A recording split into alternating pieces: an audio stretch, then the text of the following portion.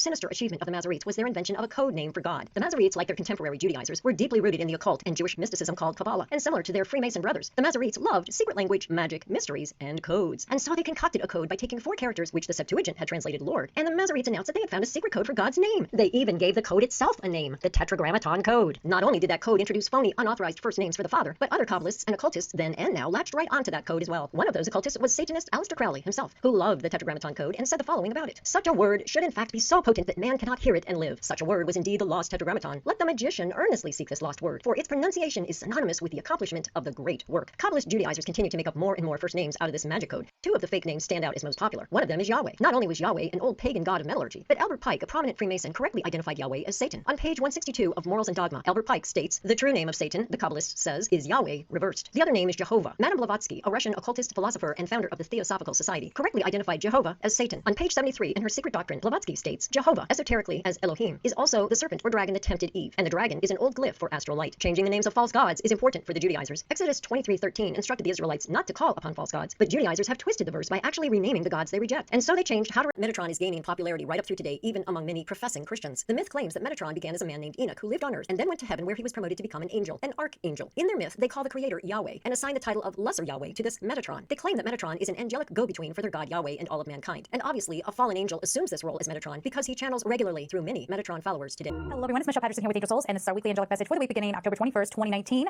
And we have Metatron stepping forward to answer this question. Welcome, this is Kristen Taylor. This is a meditation to connect to the energy of Archangel Metatron for guidance and healing.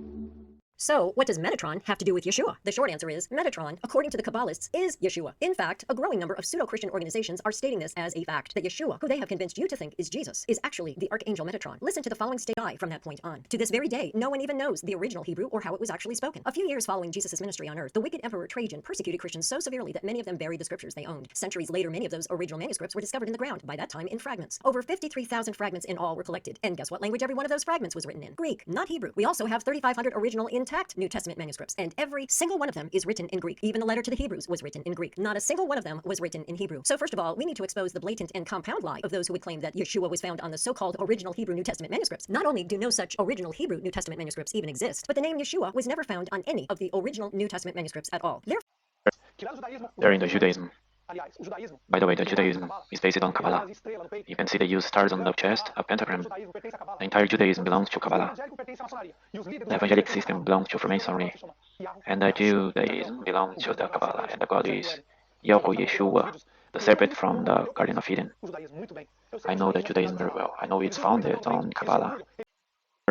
Because the daughter has a religion, evangelic, Protestant, Masonic, Gospel. The mother has a religion, Roman, Apostolic, Catholic. And the husband, the worst of all, worse than evangelic pastor, worse than priests, is the husband, the Judaism. But you don't want to talk about them. You talk about the evangelic system, the daughter, the mother, the Catholic mother. But you don't want to talk about the husband, the devil, Satan, Yahweh, Yeshua.